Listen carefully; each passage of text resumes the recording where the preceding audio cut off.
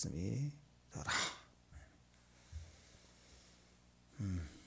자, 마지막 불꽃 요시야의 불길이 탔는데 꺼졌습니다.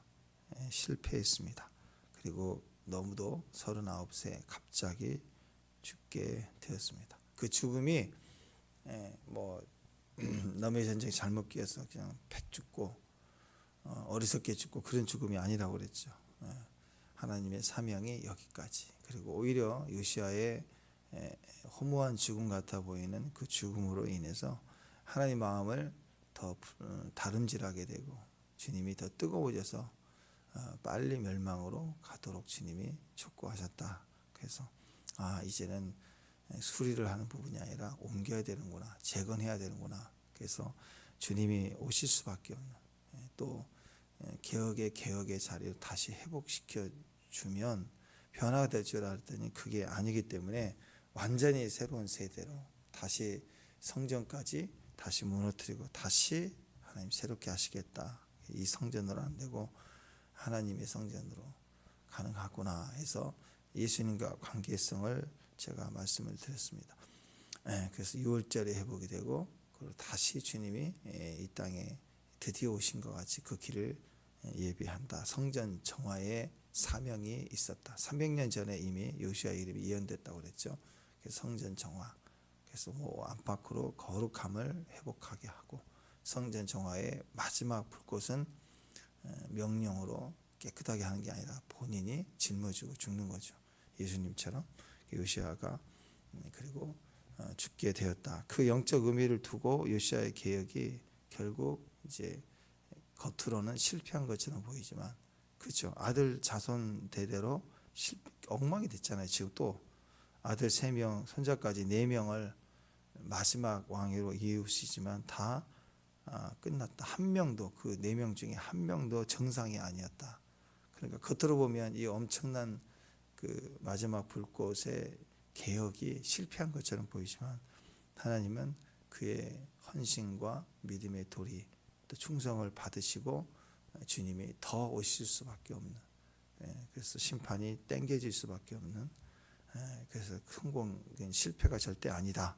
실패 성공을 볼 수 있는 것이 아니다. 이렇게 얘기했습니다. 신앙과 믿음이 가르쳐지거나 전해지지 않는 거 안타까움이죠. 우리가 이 부분을 생각해야 돼요. 여호수아 마지막 장에 보면 여호수아에서 사사기로 넘어가잖아. 여호수아가 엄청난 승리. 여호수아란 말이 예수님, 예수아란 그 단어가 이 여호수아에서 나왔거든요. 그래서 예수님 당시에 우리가 베드로, 피터, 요한, 존, 데이빗, 다윗이잖아요. 이렇게 유명한 사람 이름을 아이를 붙이는 것처럼 예수님 당시에도 여호수아 이름을 땄어요. 고의 여호수아 이름을 예슈아라고 불렀고 예수님 당시에 예수님 이름을 예슈아라고 발음을 했습니다. 그 당시에 예수님만이 아니라 예수라는 이름이 많이 있었어요. 그래서 이제 나사렛 예수다. 그러면 나사렛에서 자란 우리가 말하는 예수, 그 예수다. 그래서 나사렛 예수란 얘기를 합니다. 그러니까 그 옆 동네에는 또 예수가 또 있을 수 있어요. 뒷동네 예수, 앞동네 예수, 예수야 그러면 돌아보는 사람이 있었다고. 자, 그런데 중요한 건 이게 전이가 돼야 되는데 우리가 생각해 볼 수 있는 건 신앙과 믿음이 훌륭한 것도 중요하지만 잘 가르쳐지는 게 너무 중요하다. 큰 걸 이루려고 하는 것보다 그리고 내가 이루고 믿음으로 지나간 부르심을 임파테이션 하는 거 그거 너무 중요하다라는 것입니다. 크게만 이뤄놓으면 되는 게 아니죠. 여호수아 그 마지막 장에서 이제 사사기로 넘어가잖아요. 넘어갈 때도 믿음이 전이가 되지 않습니다. 그래서 나라가 또 사사기 엉망이 또 되지 않습니까?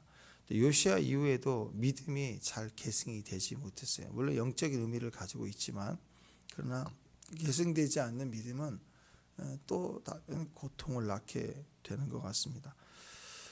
여호수아서 24장 31절 제가 읽어드립니다. 이스라엘이 여호수아가 사는 날 동안 여호수아 뒤에 생존한 장로들 곧 여호와께서 이스라엘 위하여 행하신 모든 일을 아는 자들이 사는 날 동안 여호와를 섬겼다. 이게 참 불행한 말이죠. 그러니까 여호수아의 사는 날 동안, 여호수아와 함께했던 생존한 장로들이 있는 동안, 그 동안 여호와를 섬겼다. 그래서 그 말은 무슨 말이에요? 여호수아와 여호수아 당시의 장로들이 죽고 난 이후에는 신앙을 버렸다. 그들이 있는 동안에만 하나님을 섬겼다. 그런 말이에요. 얼마나 슬퍼요. 그렇게 개혁을 하고 거룩함을 회복했는데 기다렸다는 듯이 여호수아의 영적 영향력으로 직접적으로 지도를 받았던 세대들, 그 변함을 끊임없이 신앙을 유지해야 되는데 그렇지 못했다. 사사기 2장, 사사기 초반에 2장 6절에서 15절 보면 이렇게 얘기합니다.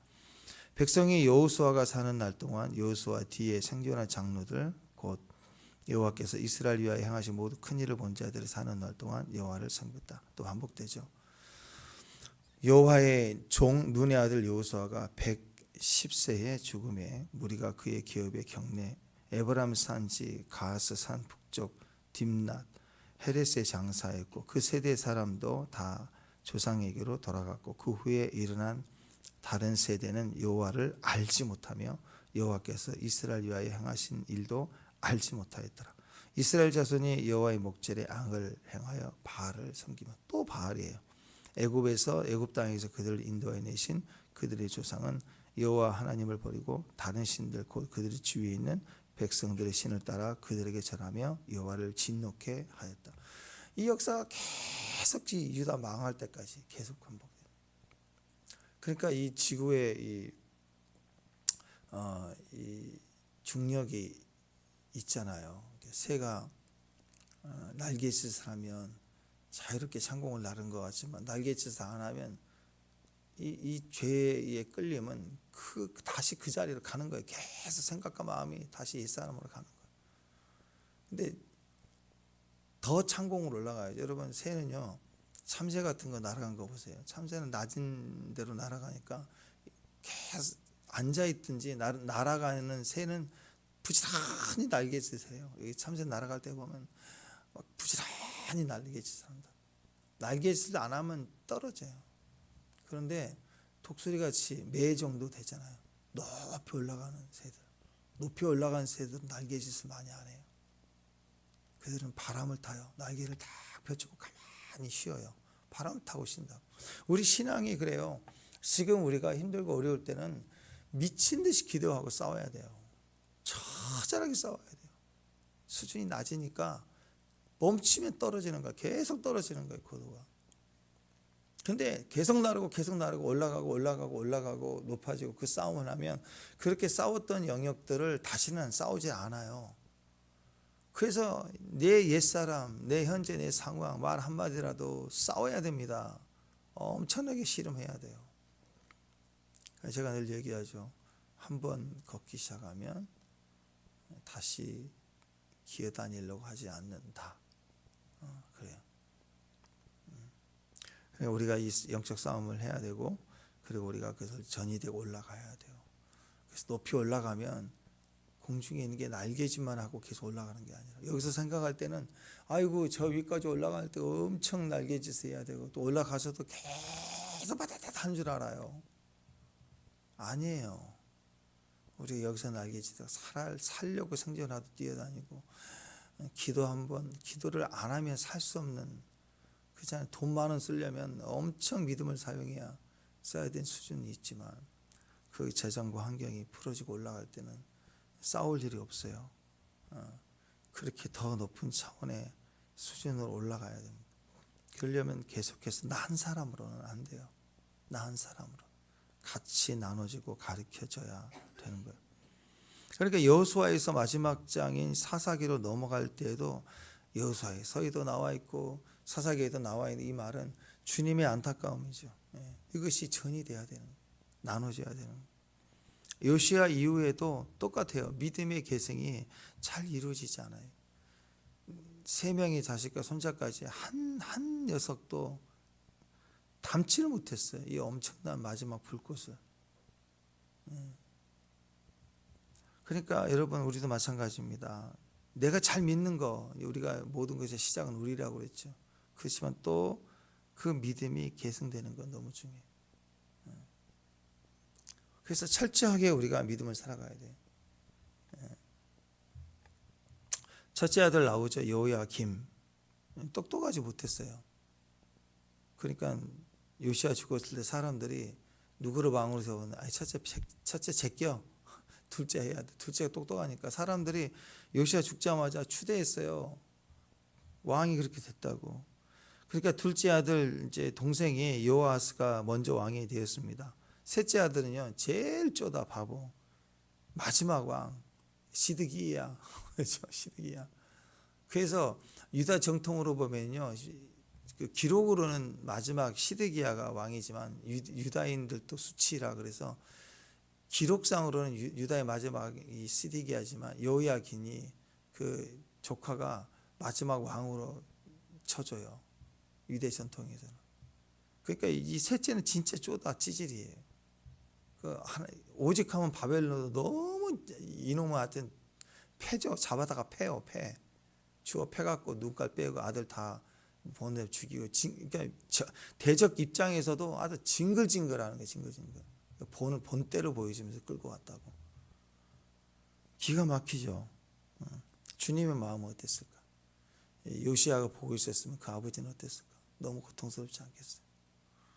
주님의 마음이 그랬다라는. 제발 그렇게 원수에게 우리가 순교를 당하고 우리 사명 마쳤을 때는 짓밟히기도 하고 죽임을 당하기도 하고 그럴 수 있어요. 그러나 이렇게 비참하게 조롱감이 아니죠. 원수가 무지해서 하나님을 조롱하듯이 하는 그 조롱 말고요. 원수가 보기에도 정말 웃긴 녀석이 돼가지고 그렇게 취급받지 못한다면 그건 참 그게 신앙의 실패 아닙니까? 하나님의 사람들은 순교를 당하더라도 그렇게 당하지 않았어요. 당당하게 믿음 안에서 절대로 사입되지 않고 섞이지 않고 의의 길을 갔다라는 것입니다. 그래서 예레미야서를 우리가 있을 때도 보면은 둘째 아들 여호아스가 왕이 되지만 3달밖에 되지 못합니다. 왜냐하면 너무 똑똑해서 얘는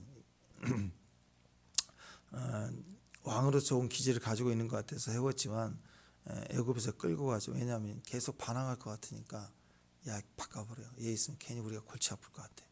조공도 안 바칠 것 같고. 그 좀 바보 같은 놈 없나? 아 형이구나.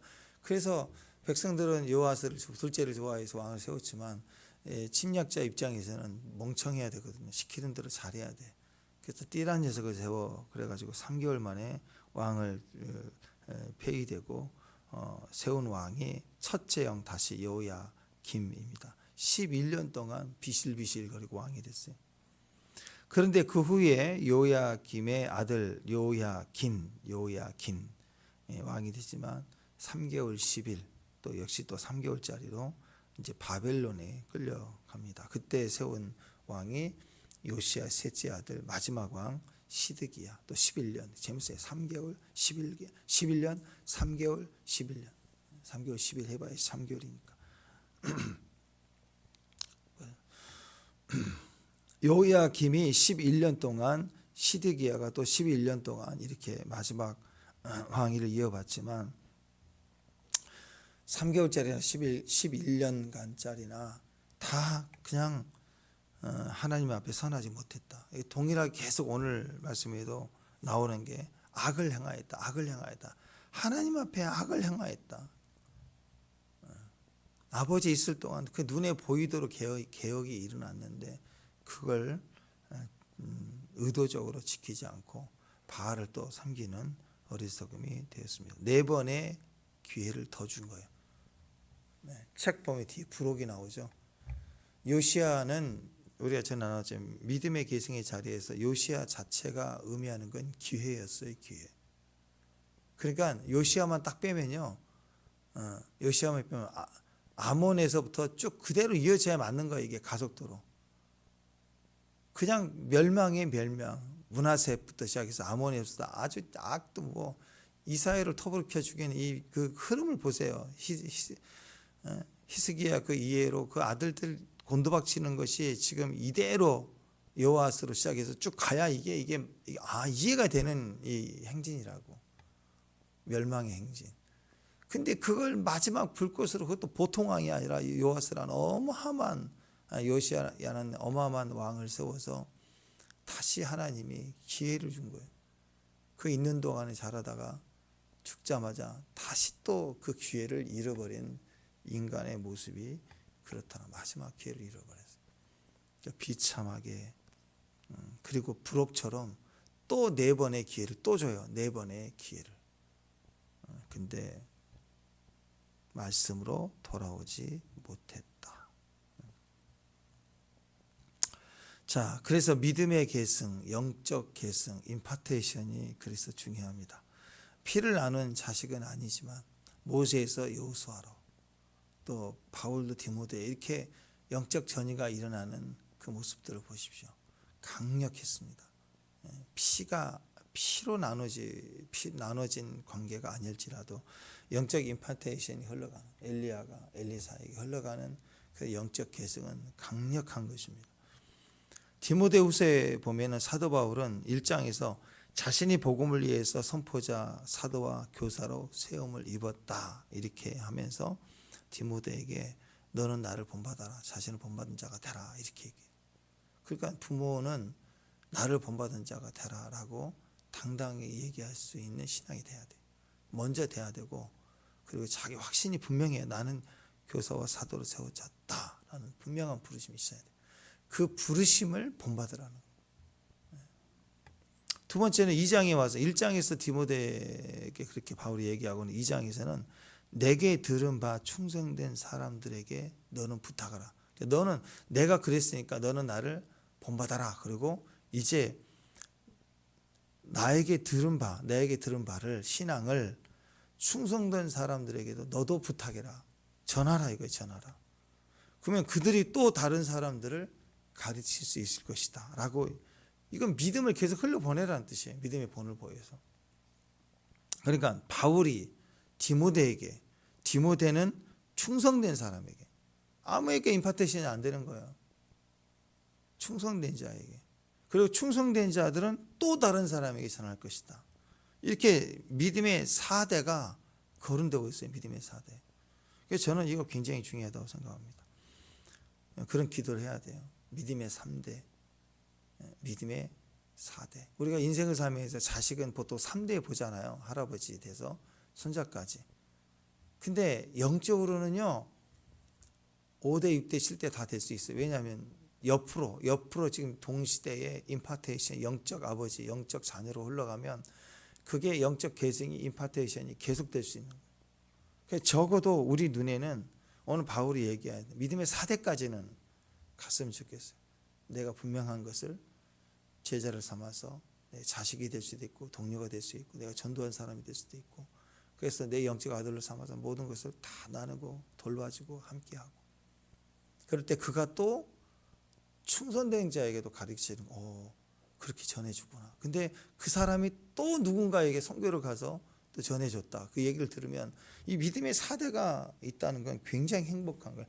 비전을 여기다 가져야 돼요. 여러분이 그런 믿음의 4대까지 보겠다. 최소한 4대까지 보겠다. 바울이 그랬던 것처럼 그게 우리에게 소원이 되기를 바랍니다. 디모데 한 사람만이라도 하는 거, 그게 중요합니다. 그러면 그게 진짜가 되면 디모데는 나와 똑같은 거니까 가만히 있겠어요? 디모데도 충성된 자에게 또 가르칠 거고, 충성된 자들을 보통 사람, 아무에게 뿌린 거 아니잖아요. 충성된 자들은 또 뿌려요. 또 다른 사람에게. 그래서 바울, 디모데, 충성된 사람, 또 다른 사람의 영역은 끝이 보이지 않은 거예요. 끝이 보이지 않아요. 주님의 계산법으로 되면 한 사람이 천을 쫓고, 두 사람이 천을 쫓고, 바울이 천을 쫓고 디모데가 천을 쫓았다. 2천을 쫓은 게 아니에요. 이게 같이 계승이 되면 만을 쫓는다. 그래서 만을. 그러니까 바울이 디모데에게 흘러가는 순간 만 명에 대한 영향력이 있다. 그러면 이게 그 충성된 자에게 3대로 넘어가는 순간 10,000명이 아니죠. 100만 명 이상으로 또 기하급수적으로 올라가. 30배, 60배, 100배니까. 그렇게 본다면 또 충성된 자에게 뿌려질 때는 지구를 덮을 거예요. 부흥이 그렇게 시작됐거든요. 에바노브츠 한 사람이 나를 꺾고서 엎드렸을 때 그냥 가르칠 필요, 그냥 거기서 임파테이션 됐을 때 사람들에게 급속도로 퍼지기 시작했다. 부흥이 퍼지는 속도는 뭐 지금 코로나 시대에 막 사람들이 많이 이동하니까 그랬죠. 이 코로나 이거 사람들이 옛날 시대처럼 막 걸어다니고 버스 하루에 2번씩 오는 거 타고 다니고 이 정도면 그렇게 퍼지지도 않아요. 비행기 타고 막 돌아다니니까 이렇게 퍼졌지. 그 당시에 복음의 확장, 복음의 이 임파테이션은 엄청난 속도로 퍼진 거예요. 세상을 요동케 했다고. 오베드돔 집에 다윗이 놀래가지고 법궤를 두고 갔을 때 3개월 동안 그 소문이 다윗에게 들릴 만큼 날마다 그 가정에 복을 주셨다. 임재의 축복이 흘러지는 것이 소문이 얼마나 퍼졌는지 지금처럼 뭐 기자가 나가서 보고하고 뭐 임파테이션이 뭐 이렇게 기록해서 써 내려가고 그런 게 아니잖아요. 그냥 소문이 왕궁이 들릴 만큼 날마다 복을 주심이 강력하게 흘러나갔다는 그러니까 여러분 이게 하나님의 역사입니다. 자, 그래서 선교지 같은 데서도 첫 번째 일대가 예수를 믿으면 그 일대가 예수 믿는 것을 보고 또 다른 사람이 다른 사람에게 전도하고 그렇게 볼 수 있는 3대까지 간 거예요. 3대. 그 심어야 돼. 지금도 기도하고 심고 그 선교지에서 우리 선교사님이 또 누군가를 전도하고 계시고 또 전도하면 그 전도했던 사람이 또 누군가를 전도한 걸 보면 벌써 4대, 5대 쭉 이어져 가는 거 아니에요. 그렇죠? 그 얼마나 그게 중요해요. 전도한 사람이 또 전도하는 거, 예수 믿고 있는 것을 보는 것은 매우 영광스러운 일입니다. 우리가 그것은 정말 행복한 거예요. 여러분이 누군가를 전도하고 중보하고 그렇게 기도하는 것을 통해서 그가 돌아오고 회복되는 건 너무 감사한 거예요. 근데 어느 순간 그가 또 다른 사람을 전도했다고 그를 위해서 기도하고 있다고 그리고 저한테 해준 것처럼 너무 그 은혜가 바로 이런 거였네요.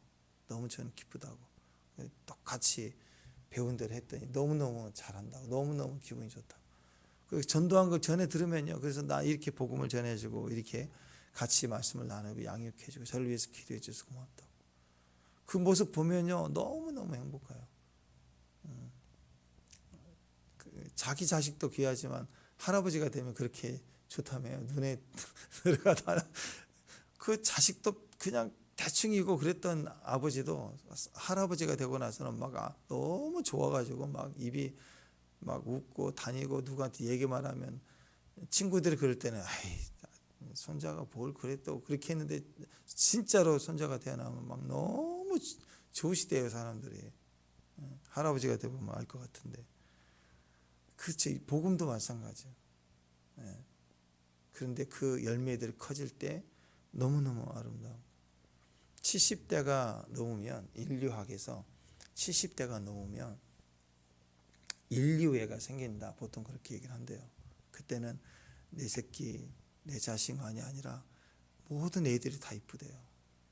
젊은 사람들이 너무너무 기대가 되고 모든 젊은 사람들이 그전까지는 젊은 놈들 요새 것들 싸가지 없다고 맨날 그렇게 표현을 하고 말이야 위아래가 없다고 그러고 막 이제 고집스러운데 진짜 사람이 성찰이 되고 나이가 들면서 완숙해지고 겸손해질 때 느껴지는 변화 중에 하나는 진짜 모든 게 다 이쁘고 모든 게 아름답고 모든 자녀들이 다 소중하고 그래서 너의 자식 너의 손자인데 너무 이쁘대요.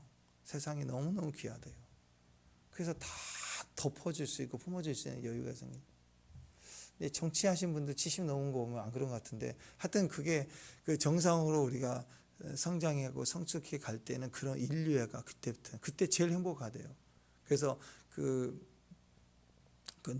노학에서 가르치고 했던 분들이 나중에 무슨 얘기냐면 인생을 다시 타임머신 타고 돌아가서 다시 살 수 있는 기회를 준다면 어느 때로 가고 싶냐 그러면 제일 많이 나오는 게 65세 70대를 많이 꼽대요. 왜냐하면 그 아래까지 아직 애들 생각만 하고 살았대. 자기 생각해보면. 그리고 지금 잘 살아온 것 같은데 그 에너지와 힘을 다시 돌아가면 딴 데다 쓸까 봐 지금 살아온 게 너무 감사한 거고 근데 가장 행복한 시기가 이 마음이 평강이 임하고 모든 게 이쁘고 좋아지니까 그때는 행복하다. 조금 더 살고 싶다. 그 나이대가 70대래요. 모든 것이 다 이뻐 보이고 좋아. 여러분 살면서 옆 사람 보면 너무 좋죠. 아멘. 네, 그래요. 그러면 행복한 거예요. 사는 게. 자, 믿음의 확전, 이렇게 확산이 되어지는 거, 또 이것이 부흥으로 가는 거, 이게 우리 세대, 우리의 비전이 될 수도 있어요. 4대까지라도 볼 수 있으면 좋겠다. 그래서 바울, 디모데, 충성된 사람, 또 다른 사람, 이렇게 임파테이션이 될 수 있다. 굉장히 큰 축복이라고 생각합니다. 자, 믿음의 계승이 만약에 이루어지지 않으면 당대에 우리가 요시하고 또 다윗이 되고 그랬을 때 그 기름 부음이 놀라움이 있었다 해도 그것이 끝이면 너무 안타깝지 않아요? 너무 안타깝죠. 우리 당대에 부흥이 일어나는 것도 중요하지만 어떻게 해서든지 믿음의 계승이 이루어지는 것. 뭐 다 바꾸려고 할 필요. 오늘 보세요. 믿음의 4대에 대한 얘기를 할 때 사도 바울이 그렇게 막 하려고 뛰는 게 아니죠. 사도 바울은 누구에게만 뛰면 돼요? 디모데에게만 뛰면 돼요. 집중하면 돼요. 그럼 디모데로 인해서 충성된 자에게 가르치라는 거지. 내가 데리고 와, 내가 가르쳐 줄게. 또 너는 또 데리고 와. 무슨 다단계도 아니고 다 데리고 와, 내가 가르쳐 줄게. 그게 아니라고요. 그냥 디모데 한 사람을 소중하게 전이 되면 그게 흘러가는 거죠. 요시아의 안타까움은 믿음의 계승이 이루어지지 못했다. 그 3명의 아들과 손자까지 4명이 오늘 말씀을 보면은요, 그 3개월 정도밖에 여호아하스 똑똑해서 왕이 됐지만 3개월밖에 왕이 되지 못해. 똑똑해서 갈아버린 거죠. 근데 3개월이란 그 짧은 동안에도 성경은 뭐라고 표현하냐면 그의 조상의 모든 행위대로 여호와 보시기에 악을 행했대. 아니, 코앞에는 아버지는 닮지 못하고 그 조상의 행했던 대로 그 옛날 그 원수들이 했던 기질을 닮아가는 거예요. 그 조상을 왜 닮아? 바로 앞에는 코앞에는 아버지를 닮지 못하고. 너무 안타까운 거 아닌가요? 형을 제껴놓고 왕이 될 만큼 유능했으면 제발 그 나머지 얼간이들 그러잖아요. 4명의 얼간이가 제일 똑똑했다 그러면 적어도 3달짜리만큼 될 만큼 유능했다 그러면 자기 아버지를 닮아야죠. 하나라도 말씀 앞에 몸부림치던 거 하나라도 닮아야죠. 그런데 모든 행위가 악했대요. 하나님은 모든 것 선한 걸 보는 게 아니라 하나만 보면 돼요. 말씀 앞에 떨 줄 알고 풀이 죽어갈 줄만 알아도 의로 여기시는데 모든 행위는 악하고 하나도 없어요. 1도 없는 거예요. 하나님에 대해서. 너무 비참하지 않습니까? 모든 행위가 악했다고 할 만큼 악한 데 유능했어요. 그 똑똑함이 어디로 가냐? 악한 데 유능했다. 자, 어떻게 자랐을까요? 요시야 왕이 보통 왕입니까? 강력했습니다. 그러니까 자라면서 자녀를 내팽개쳤겠어요? 안 그렇죠. 가장 훌륭한 공중교육을 배웠겠죠. 공중교육을 배웠어요. 훌륭한 도덕생활도, 인격과 덕을 쌓을 수 있는 도덕생활, 또 체력. 왕의 아들이 훈련받는데 그냥 대충 개울가에서 물놀이 하게 그렇게 수영 배우게 했겠냐고. 수영을 배우더라도 그래도 규격이 있는 곳에서 배웠을 거 아니에요. 그러니까 모든 것이 가장 유능하고 화려하고 좋은 교육을 받았고, 또 왕이니 그 신하들이 또 이 예배를 회복시켜서 예배가 계속 제사가 회복이 될 때 제사장들 나라와 민족을 위해서 기도한 것처럼 왕의 가족들, 아들들 얼마나 기도했겠어요. 많은 기도를 올렸을 거라고. 기도의 축복을 받은 사람이 공중교육도 받았어요. 도덕생활도 덕을 키우치도록 배우고 체력도 훈련 다 배웠을 거예요. 근데 성경은 이렇게 기록합니다. 여호와 보시기에 악을 행하였다. 그러니까 그 아버지가 생존 시에 이미 악을 행했다는 거예요. 이 말은. 이게 무서운 일이 아닌가요? 자, 23세의 왕이 됐어요. 23세. 그래서 3개월에 끝났어요. 23세면 다 컸죠. 자기 아버지가 가장 의로운 왕 요시아인데 그 아버지와 함께 살아온 날이 23년이에요. 궁중교육을 배운 지가 23년이고 아버지를 신앙의 본으로 봤던 기간 23년이라고. 23년 동안 엄청나게 착하고 의롭고 조그만 틈이라도 보이지 않았기 때문에 사람들이 왕으로 세운 거 아니에요. 오죽하면 형을 제끼고 왕을 세웠을까. 웬만하면 형부터 가는 거거든요. 장자하고 두목시니까. 근데 워낙 훌륭했어요. 틈이 안 보였다고. 근데 그런 훌륭한 사람이 3개월 동안 무너질 수 있을까요? 불가능해요. 어떤 사람이 정말 좋은 사람인데 왕 되자마자 3개월 동안 엉망이 될 수 있을까? 불가능합니다. 그 말은 뭐예요?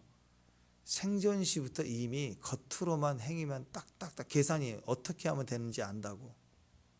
행위만 맞춰주고 속은 음탕하고 더럽고 악하고 그런 민심을 따라가고 그런 거 세속적인 걸 좋아하고, 그러니까 겉으로는 행위를 한다고. 겉으로 종교 행위, 궁중 행위, 법도 행위, 교육받은 행위, 시험 보면 1등 뭐 최선을 다한 거예요. 겉으로는 좋아. 근데 그 내면은 썩어 빠진 거예요. 냄새나요. 부정했어요. 악했어요. 그러니까 이런 사람들을 두고 본다면 요시야는, 어제 말씀드린 요시야는요 기회라는 거예요. 기회. 다시 살 기회가 있었던 거예요. 근데 요시야가 죽자마자 그들에게는 변화의 기회를 잃어버린 거예요.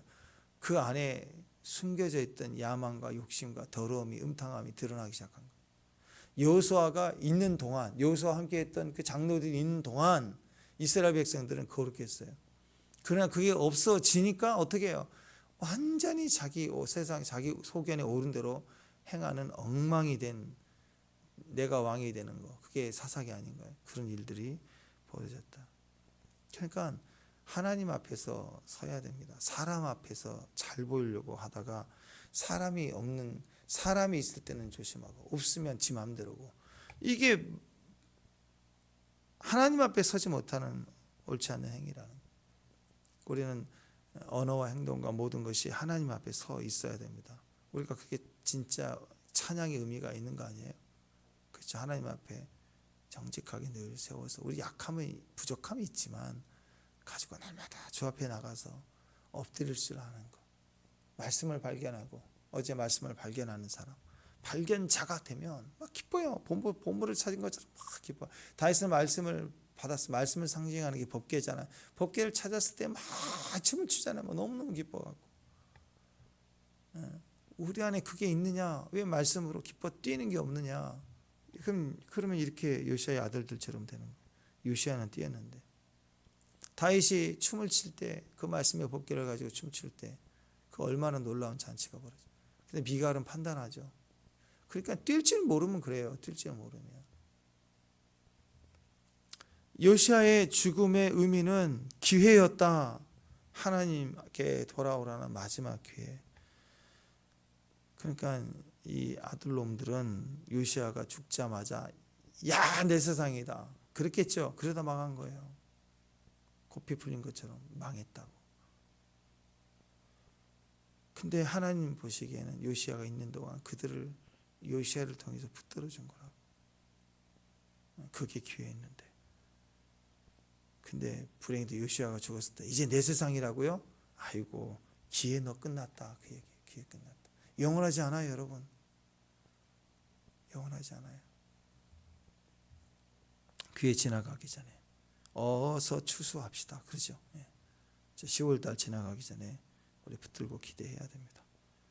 기도하셔야 됩니다. 아멘. 10월달에 이 모든 일들로 인해서 기도해야 됩니다. 왕의 권세. 자, 오늘 32절 33절 보면 여호와 보시기에 악을 행하였더니 느고가 그 하마 땅 림나에 가두었다.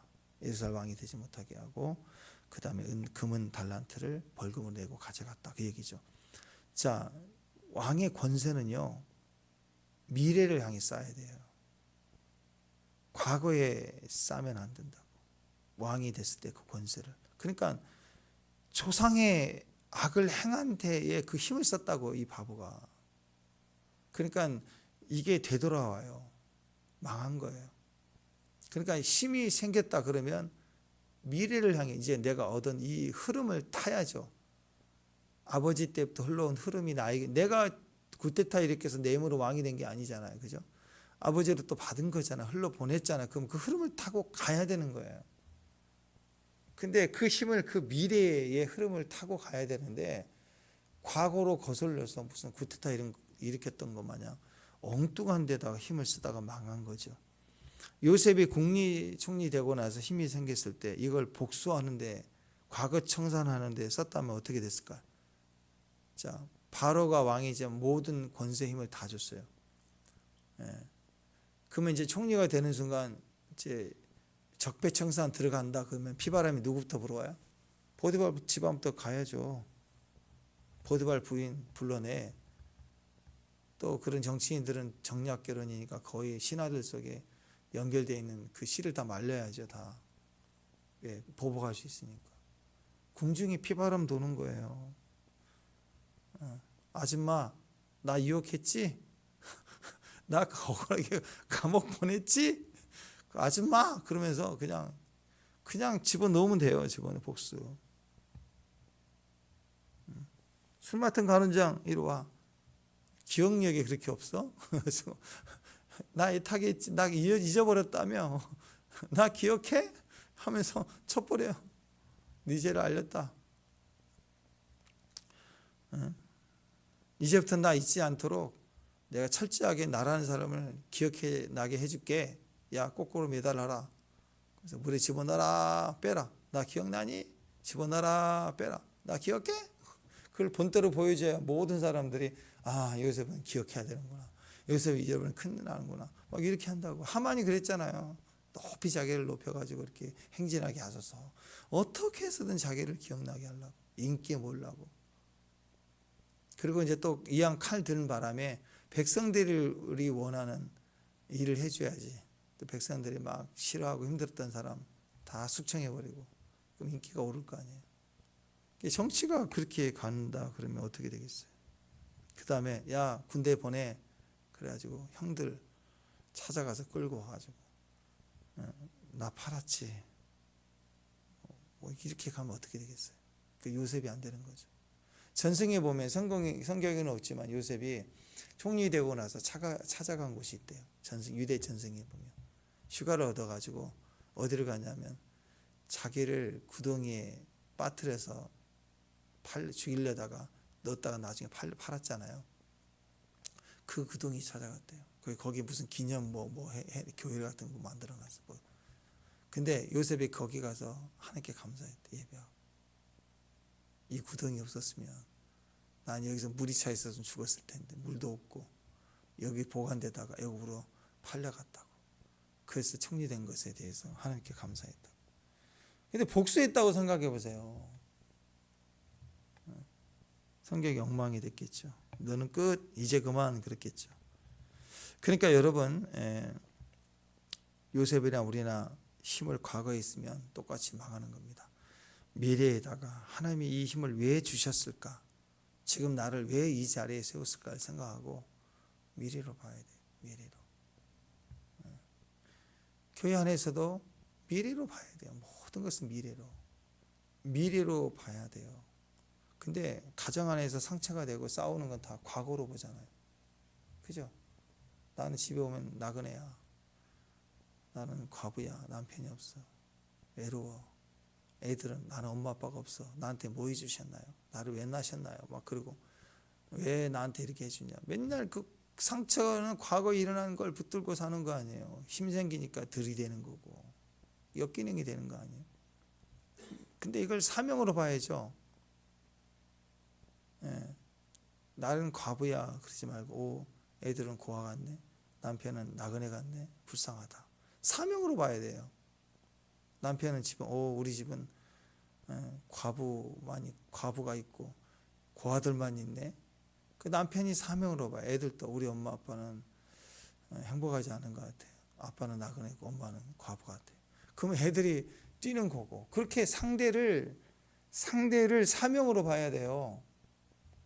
그래야 미래를 보는 거예요. 미래 어떻게 할 것인가. 그럴 때 요시야 같은 개혁이 일어난다. 근데 그 힘을 과거의 조상이 따랐던 음탕함을 가니까 과거의 힘을 쓰니까 이게 망하고 끝나는 거 아니겠습니까? 권면을 할 때요, 권면은 내가 해주고 싶은 말이 아니라 상대가 듣고 싶은 말을 해주는 거죠. 요셉이 벌벌 떨고 있는 형들 앞에 하고 싶었던 말, 짚고 넘어가자. 내가 하고 싶은 거, 쌓였던 거 말하자. 그러면 심판이잖아요.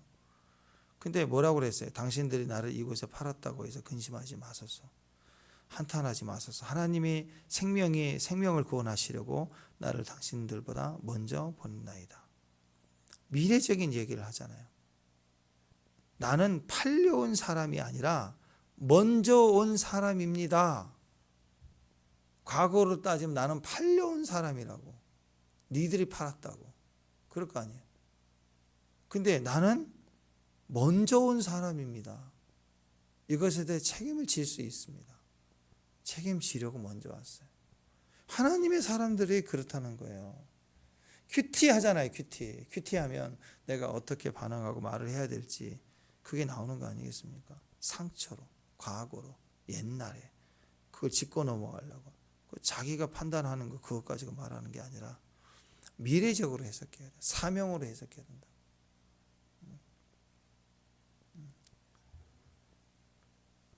그러니까 국가가 이렇다 저렇다 할 때도 매일 뭐 과거, 지금 저 청문회 뭐 탄핵하겠다 뭐 한다 하는 것도 전부 과거잖아요. 옛날에 이랬다 뭐 출신이 뭐다 막 계속 그 싸움하고 저 국회의원 되면 그런 얘기를 할 게 아니고 지금 현재 어떻게 살아가는가에 대한 관심이 더 커야 되는 거 아니에요? 그 얘기를 해야 되는 거 아니에요?